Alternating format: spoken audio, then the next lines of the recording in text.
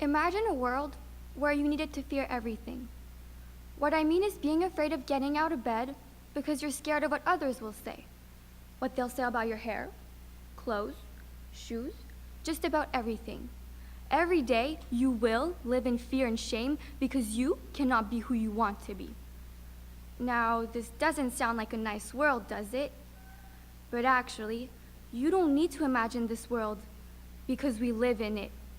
Honorable judges and guests, I present to you honest beauty. Let's get honest here. Do I look good today? My hair, my outfit. When I walked in, the first thing you realize is probably what I was wearing and how I looked, right?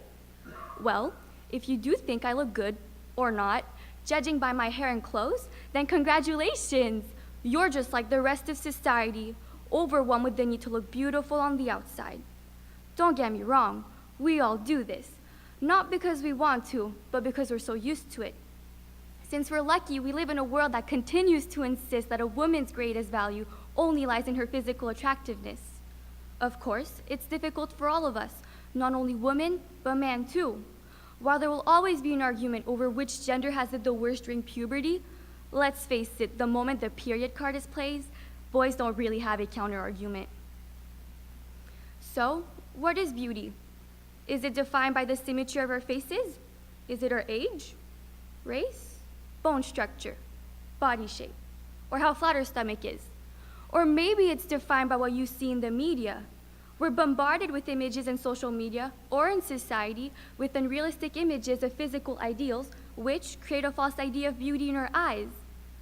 We tend to compare ourselves to those ideas, and that is so easy. It's a curse, a vicious cycle that unfortunately we don't get to control. What if there's a possibility that we can change this definition of beauty? Because if we do, someday we will all be able to love ourselves the way we should. What if we stop thinking that social media is always right, that having the physical appearance of a model doesn't necessarily make you beautiful, that beauty is more than what you can see? Wouldn't that be great? When you think about it, not a lot of people think someone is attractive without seeing their physical appearance. I think it's quite horrible, but I'm most definitely a hypocrite. I do it too. I'm not a saint, and that's not what I'm asking you guys to be. I want you to realize that what's inside you is what matters the most. Think about it. Wouldn't you rather a person that values your opinions and beliefs?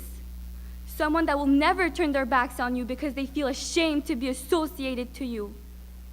A person who you will trust and feel like yourself, because at the end of the day, the most important person has to be you. We tend to forget to think about our own selves because we're so busy bringing others down. And without even realizing it, that only brings more pain to us. At the very main focus, one thing we all want is to be happy. And being beautiful seems to play a major role in just doing that. For a subconscious, being beautiful really means three things: getting laid, getting rich, and becoming famous. Ironically, studies show that these factors have zero effect on overall happiness. So if just being beautiful will make you happy, beyond being nice to look at, what are the actual benefits of beauty? If it's love and foundness you're after, I'll admit beauty seems like a golden ticket. Yes, often the people you want to interest will be attracted to you, but the rest of the time you'll only be attracting people you truly don't want attention from. A shocking fact is that beautiful women have a harder time making friends. In other words, beautiful women would most likely be seen as enemy number one by others.